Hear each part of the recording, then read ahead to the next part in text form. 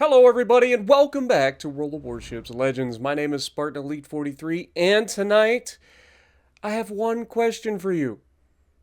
Is the Veneto still bad in 2024? And the answer, I think, may shock you. Now, when I used to play these ships back in the day when they first came out, the Veneto and the Roma and all those, I hated them. Hated them. And I think I'm not alone in that. But there has been a series of adjustments made to these ships that have suddenly turned them into being not the worst. Are they consistent? Absolutely not.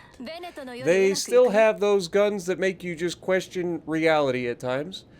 But other than that, they can be quite fun. And the problem with these ships that I've always had, other than the gun's main accuracy making you literally question, like, physics. Like, I don't understand how guns can be so incredibly inaccurate at times. And on top of that, you also throw in the fact that this has the exact same problem that the Russian battleships has, which is if you get caught broadside, you die. There's no pass and go, no collecting $200. If you're an Italian battleship and you get caught broadside, you die. Just like the Russian battleships. But the good news is, these have a few tricks up their sleeve, and they're not the worst tricks in the world.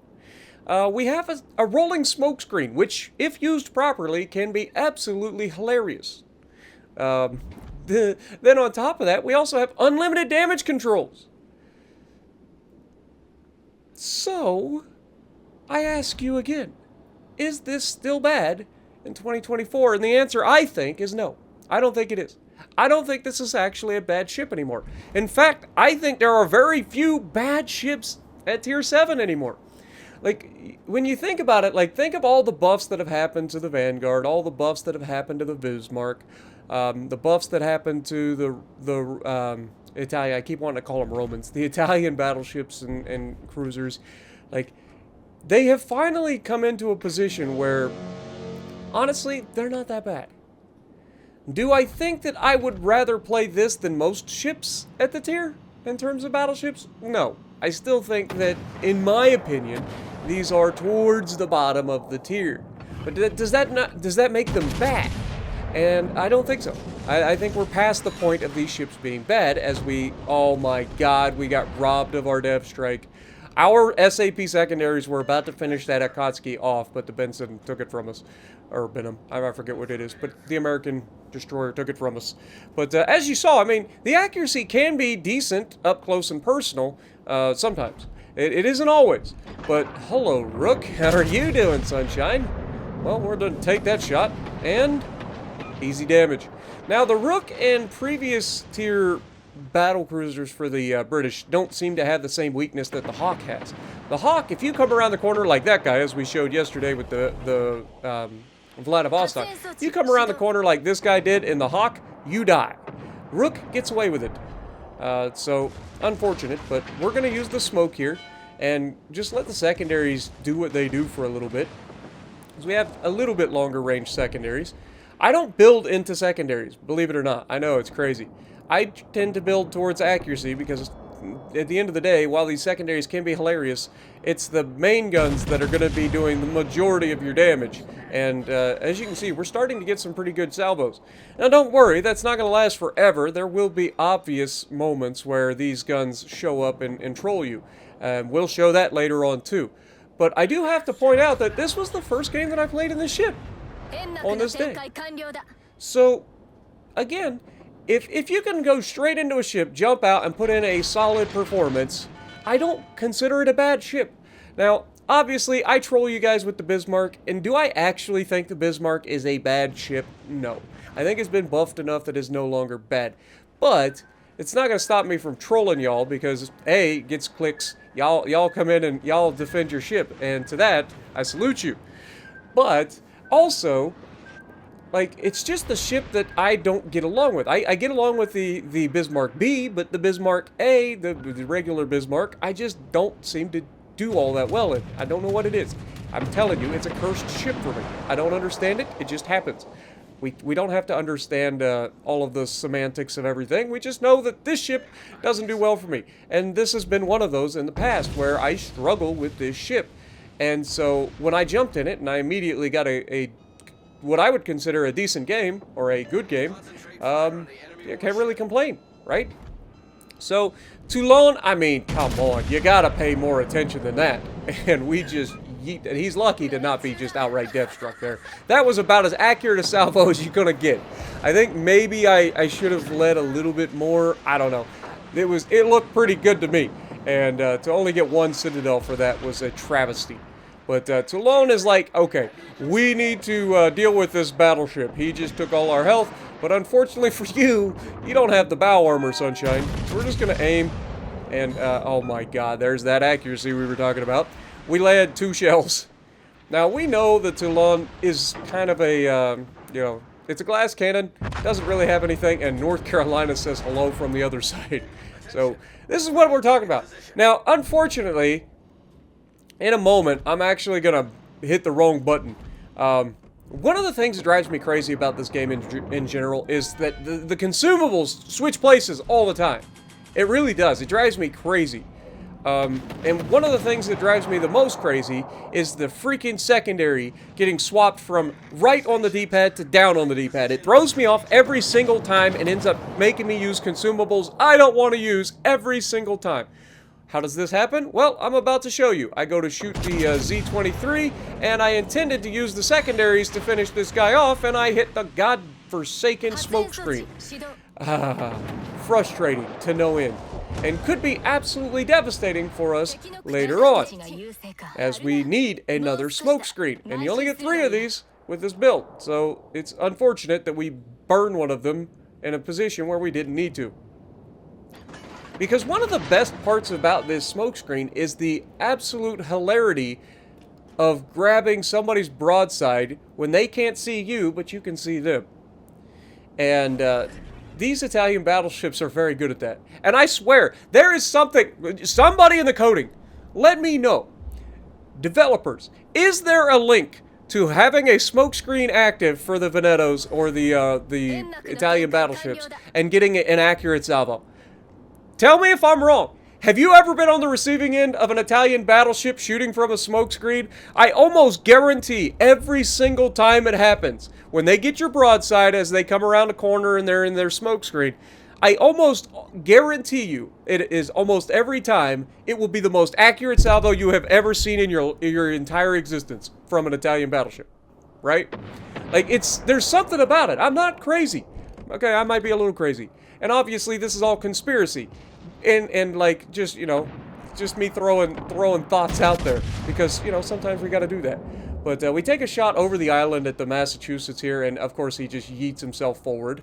He takes a shot at us, surprisingly, and so we're just gonna go bow in and laugh at him. As this thing is surprisingly agile as well. That's one thing that I don't think a lot of people give it a lot of credit for either. This thing will get out of the way pretty easily, and I tend to run steering gears. I don't know if that's the best option on this particular ship, because it does seem to be relatively agile for a battleship anyway. I think propulsion mod, because you're going to have those smoke screens, because you're going to have moments where you stop and start a lot, whereas in a lot of ships, I just don't do that in battleships. I tend to be moving all the time, so propulsion mod isn't necessarily my most favorite. I know a lot of people swear by it. I know it's kind of busted because it allows you to do some weird things, but yeah. We're showing some of the inaccuracy of the Veneto here, as to be expected, but this Massachusetts is sailing straight into torpedoes, but he actually uses the island to dodge them relatively well. Unfortunately for him, though, Like, there's nothing he could do. We've completely dominated his entire team. He's trying to stay bow into us, so we're going to go ahead and shoot for the superstructure. Here comes some of that decent accuracy. Not amazing, but decent accuracy. We get 7,600 and knock out a gun with 4 penetrations. But, he's getting chunked. Like, he's surrounded on all sides. There's only so much he can do. He can't angle against everybody, and this is why I swear by the crossfires. Try to create them whenever possible. Don't follow your teammates around. Try to get those crossfires going. Because when you do, like, there's nothing the enemy can do about it. They can try, but it's just inevitable that they're going to fail. Now, we get lucky there that we were angled just enough to not get Citadel by that rear turret of justice from that Massachusetts, because that would be my luck in these sorts of ships, is that I do everything I'm supposed to do, and they get one lucky shot out of the rear turret that comes in at the perfect angle and gets 3 Citadels, because that was accurate as crap. You guys know what I say about the dying breath of ships. If it's HE, it's guaranteed like a double fire minimum. If it's AP, it'll be the most accurate salvo you've ever seen in your life from the rear turret or whatever is shooting at you with one dying breath. There's something in the coding, and again, this is conspiracy. I'm not serious here, but it does feel this way. There's something in the coding about the game that when you're on your dying breath, your last dying shot, the one that you release at the last moment before you die, or as you die, will be the most accurate salvo in the world. Now here, this is what I'm talking about with these smoke screens. I have a spotter. Unfortunately, my Fiji is not going to let me do what I want to do here. Now, I could have shot here, but I want it to be perfect. Unfortunately, Veneto fires his gun. But that does allow him to get angled away slightly, and unfortunately, we only get 2 Citadels. 5 full pins, but 2 Citadels, and we leave them with just enough, well, more than just enough to get away for the moment. Which is really, really unfortunate. But I was really, really hoping for the dev strike there on that Veneto. And to watch the Fiji smoke up right in front of this guy and let him disappear right as I would have gotten that shot is frustrating. But let's be honest, it's nothing new. We've all seen it. It's a thing. Secondaries are clutching away at him, hoping to get the kill here.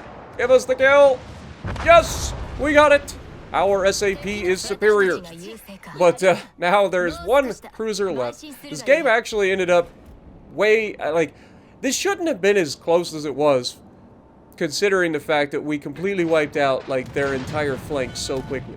But we ended up losing all 3 of our destroyers, shocker, I know, and a cruiser, to make this look somewhat competitive, but it wasn't. This was a raffle stomp the entire way. We've had 2 close quarters, a Confederate, a high caliber, 124,000 damage done. We got an assist cap in there.